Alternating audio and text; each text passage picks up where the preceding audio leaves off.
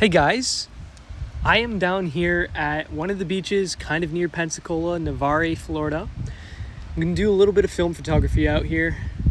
I'm trying to enjoy myself, so I think I'm going to leave the big camera here and just strap a GoPro onto my Canon ELAN film camera. I'm going to be shooting some Candido 400C today, which is allegedly just kind of like Cinestill 400, just a ripoff. The last time I shot it, I was also down here, but I had some serious issues with the film. So they sent me a couple of new rolls to kind of try it again, and I've been saving it for my trip down here. So here we are. It is very bright out, and I will show you my settings on the screen in a minute here. Obviously, it's worth noting that these settings kind of change through the shoot depending on what you're trying to do. I just kind of wanted to give you these as a baseline so you can get a general idea of just how bright it was. Obviously, no conditions are going to be the same. I don't know what to say. Here's my settings.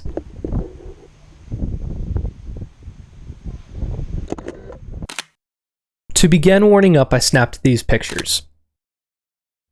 I love this last one. When it's this bright, things that are white can become halations. At first glance, the fire hydrant is blurry, but it's actually just the halation. The beach was boring to me, so I spent my time wandering this neighborhood of what I think is vacation rentals, taking pictures of the unique coastal architecture.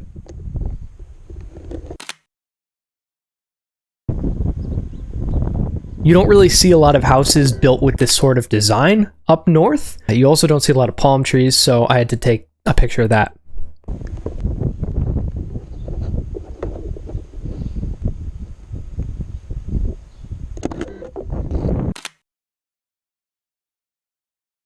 These toys were cool, but it was also way too bright to actually get a good picture just because of how reflective the white sand is.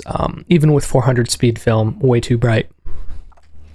This next shot is probably my favorite from the day. I was preparing to take a photo of this house when I spotted a man on a bike speeding up the road, and I waited for a little while and I got this picture.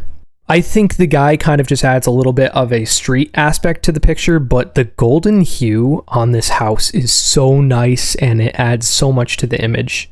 Okay, that is going to be a good one.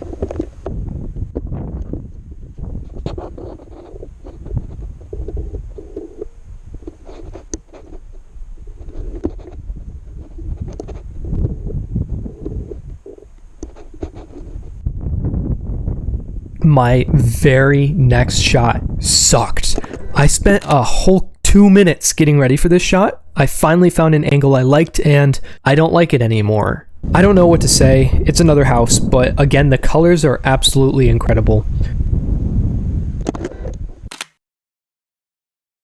I scanned these all myself, and I just let the program do its thing. I really didn't mess with it at all. Getting bored of the beachfront area, I drove a couple streets down and I found a neighborhood that had a little bit of construction work going on.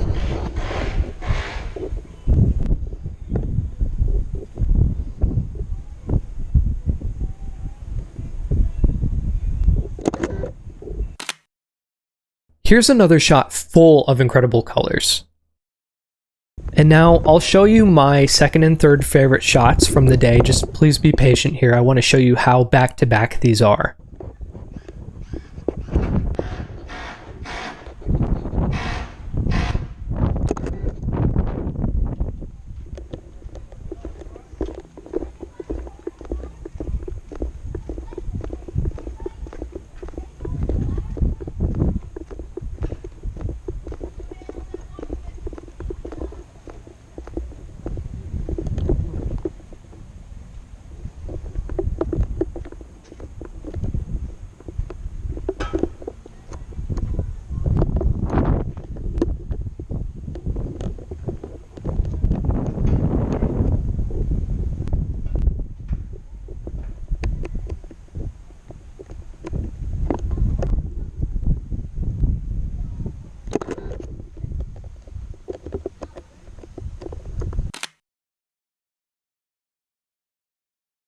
Isn't this one sick? I love how you can just zoom in and see the pictures this guy has hung up in his van. It would not be a film photography walk through a coastal neighborhood without some overgrowth and maybe Maybe just an abandoned boat?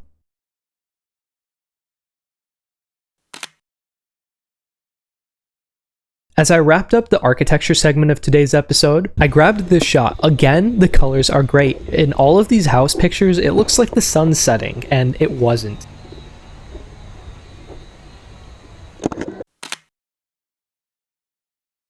Alright, now it's time to mention one of this film's downfalls. I had to scan this stuff 2 times. I had a really big piece of fuzz inside of my mirrorless camera sensor. Once I finally got that out, I went back and rescanned all my film from this trip, which means I blew off the film 2 times.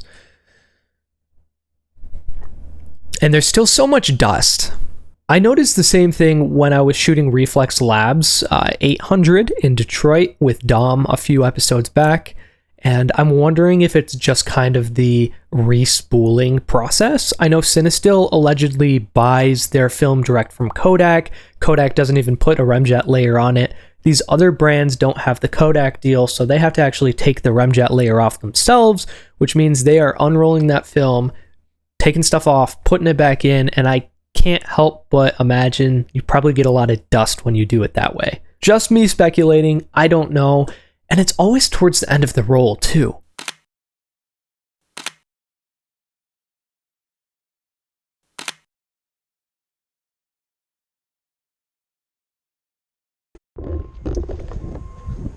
It's kind of a basic shot, but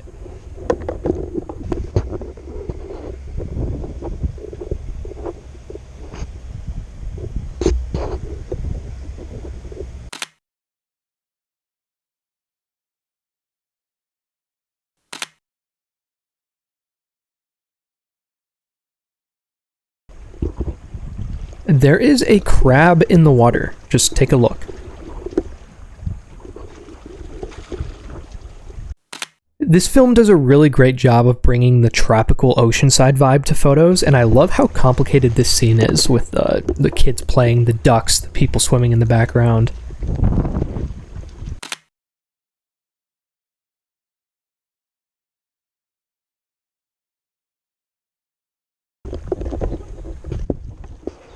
This picture sucks. It should have been good, but I can't get it straightened and the colors are all off. It just looks so nasty. This was the last picture I shot today. So the next day I drove to Tampa, Florida to visit a friend. Look out for the next couple of episodes. They're pretty cool. I'm loving my Tampa pictures. But anyways, I pulled over on the side of the road and I walked like half a mile up I-90 to get these cow pictures for you guys.